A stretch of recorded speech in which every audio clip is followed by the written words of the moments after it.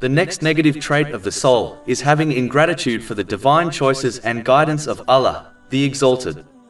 A Muslim should understand the fact that they only know the outward appearance of things, and are extremely short-sighted in observing the consequences of their choices. While Allah, the Exalted, knows what lies within things and the outcome of all things. Therefore, the choice and decree of Allah, the Exalted, will always be superior to the choice of His servant. If a person always had their wishes fulfilled, they would eventually destroy them. Being discontent with the choice of Allah, the Exalted, will not change his choice. It will only result in the anger of Allah, the Exalted.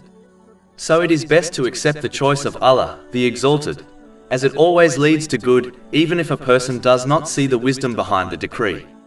Chapter 2 Al-Baqarah, verse 216. But perhaps you hate a thing and it is good for you, and perhaps you love a thing and it is bad for you. And Allah knows while you know not. Over 400 free ebooks, audiobooks, infographics, podcasts and blogs available on our website, www.shaykhpod.com.